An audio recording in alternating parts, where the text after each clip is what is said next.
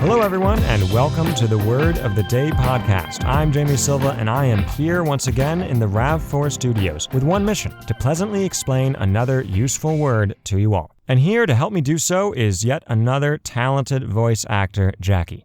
Jackie, welcome to the show. Thanks for having me, Jamie. Well, enough chit-chat. Let's get down to business. Today's word is the noun bailiwick, and in my opinion, this means an area of expertise or authority.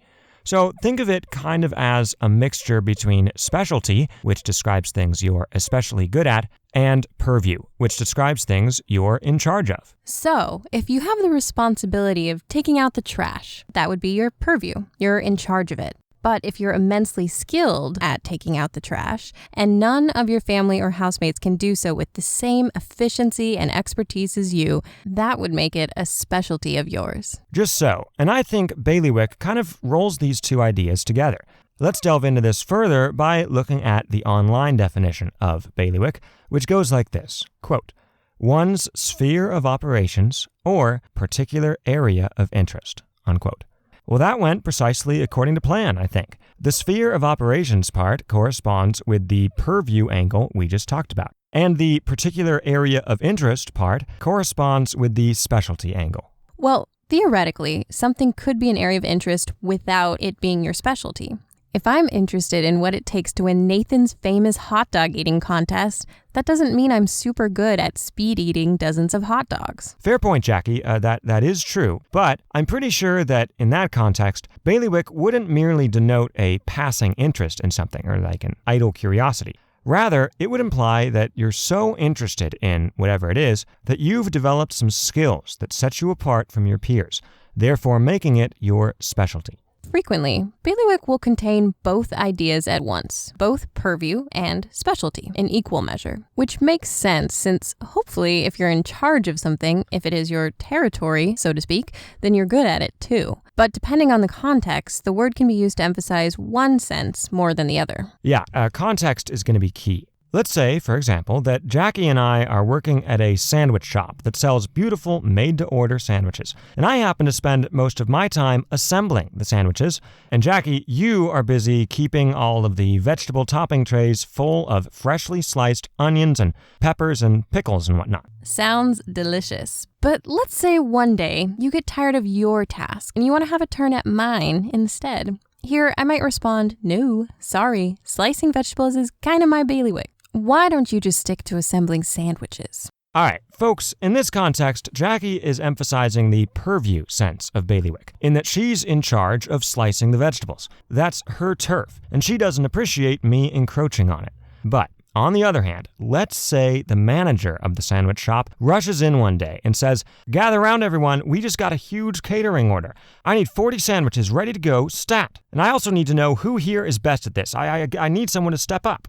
Here, I could respond, no problem, sir. Assembling sandwiches is Jamie's bailiwick, so he'll have them ready in no time.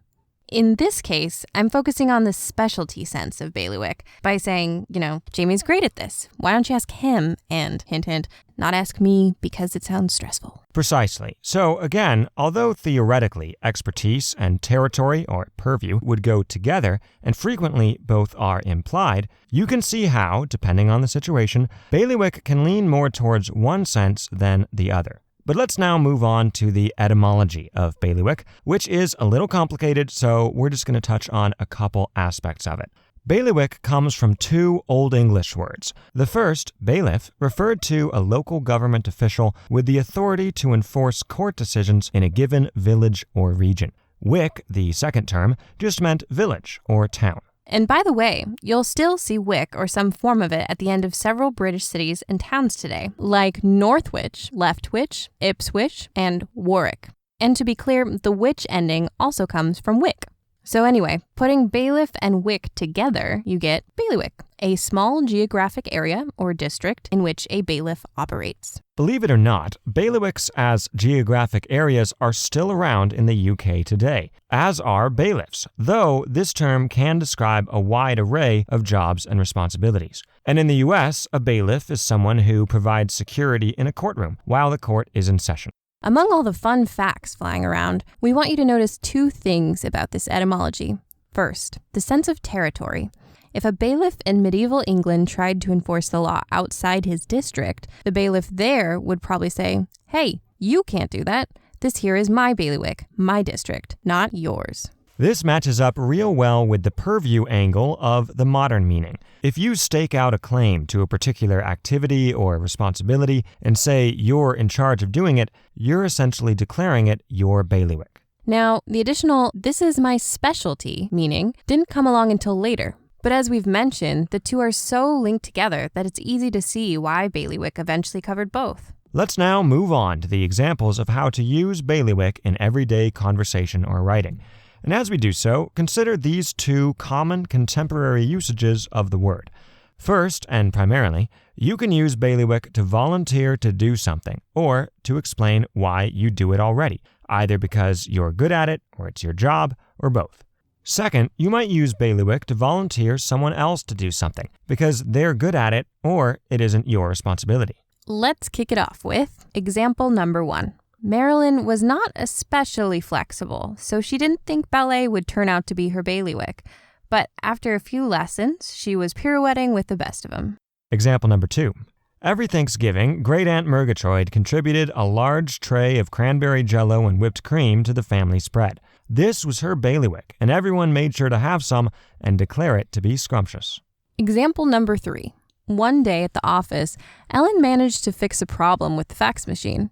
Word quickly spread that faxes were her bailiwick, and she began to receive frequent emails asking her to diagnose and correct issues with every fax machine in her building. Ellen resolved to never again reveal her skills at mundane tasks. Example number 3 comes slightly paraphrased from the short story The Booming of Acre Hill by the American author John Kendrick Bangs. This is a bit of a longer selection, but the writing I think you'll find is good, and the full context really adds color to the meaning and usage of bailiwick. And this comes from a part of the book where a couple by the name of Mr. and Mrs. Brinley are having trouble finding good maids and cooks to help them out around the house. And Jackie, you can take Mrs. Brinley's sections. Okay, to begin, quote, "Since Mr. Brinley believed that the domestic affairs of his household were his wife's and beyond his jurisdiction, he held himself aloof and never said a word to Bridget, the recalcitrant cook, instead confining what upbraiding he did exclusively to Mrs. Brinley." "Why don't you scold Bridget?" cried Mrs. Brinley one morning after Mr. Brinley had made a few remarks to his wife which were not to her taste, inasmuch as she felt that she had done nothing to deserve them. "I didn't burn the steak." "That is very true, my dear," said Mr. Brinley, "but you are responsible for the cook who did. It would never do for me to interfere. I have troubles enough with my office boys. This is your bailiwick, not mine, and until I ask you to scold my clerks, you mustn't ask me to scold your servants." And with this sage remark, the valiant Mr. Brinley at once took his departure. Unquote. Now, in case you couldn't tell, this was written in a tongue-in-cheek style, and neither the author nor certainly this show would condone the condescending, dare we say, patriarchal tone of Mr. Brinley here. Indeed. And in fact, by the chapter's end, our hero agrees to fire the cook himself, but then loses his nerve and raises her wages instead. Notice how beautifully this whole little drama centers around the word and the concept of bailiwicks. Mr. Brinley believes management of the servants is his wife's domain and ought to be her area of expertise, and thus he is initially reluctant to step in. And then when he does, he discovers that whether or not sending inferior cooks packing is Mrs. Brinley's bailiwick, it certainly isn't his. Right.